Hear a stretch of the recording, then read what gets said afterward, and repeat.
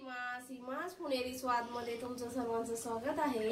चला तर आज आपण सोयाबीन पासून चटपटीत अशी भाजी बनवणार आहोत। चला तर सर्वात प्रथम साहित्य बघूया।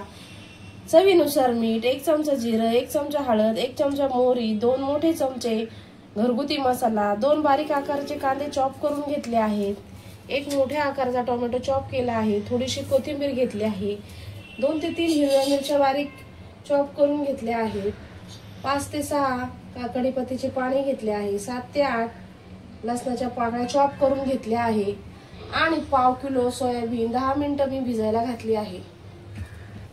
सोयाबीन मी ही गरम पाण्यामध्ये 10 मिनिटं भिजवली आहे। आता आपण ते गरम पाणी काढून घेणार आहोत आणि त्यातलं सर्व पाणी थंड पाणी टाकून सगळी सोयाबीन मधून आपण पाणी काढून घ्यायचं आहे। एकही टिपका आपण सोयाबीन मध्ये पाणी न टाकता ही भाजी बनवणार आहोत। पाहू शकता आपली कढई गॅसवर ठेवली आहे आणि गॅस फास्ट केला आहे। आपण आता त्याच्यामध्ये तेल टाकणार आहोत। कढईमध्ये पाहू शकता आपलं तेलही तापलं आहे।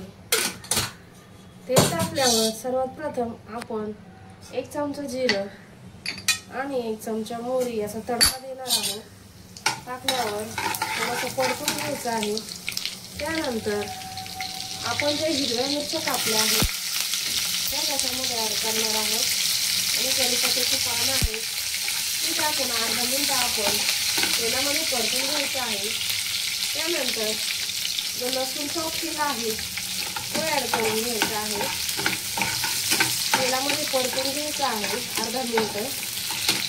आता आपण जो कांदे कापले होते 2 बारीक आकाराचे ते आपण त्याच्यामध्ये छान थोडंसं लालसर होऊन द्यायचं आहे। 1 चमचा जो मीठ घेतला आहे ते मीठ आपण त्याच्यामध्ये ऍड करणार आहोत आणि कांदा जरा थोडासा लालसर होऊन द्यायचा आहे। पाहू शकता आपला कांदा थोडा लालसर झाला आहे। आपण आता त्याच्यामध्ये जो टोमॅटो चॉप केला आहे तो ऍड करणार आहोत। टोमॅटो आणि कांदा 2 मिनिटं छान असा परतून घ्यायचा आहे। पाहू शकता कांदा आणि टोमॅटो छान आपला थोडा लालसर झाला आहे। त्याच्यामध्ये 1 चमचा हळद आणि मोठ्या आकाराचे 2 चमचे आपला घरगुती मसाला आहे तो टाकल्यावर अर्धा ते 1 मिनिट छान असं परतून घ्यायचं आहे तेलामध्ये। परतल्यानंतर आपण जी सोयाबीन पाणी काढून घेतलेली आहे भिजवलेली छान ती आपण त्याच्यामध्ये मिक्स करणार आहोत। सर्व मसाला व्यवस्थित लागेपर्यंत आपण सोयाबीन छान अशी तेलात परतून घ्यायची आहे। पाहू शकता सगळी सोयाबीन आपण तेलामध्ये छान असा मसाला लागेपर्यंत परतून घेतली आहे। त्यानंतर आपण थोडीशी कोथिंबीर ऍड करणार आहोत।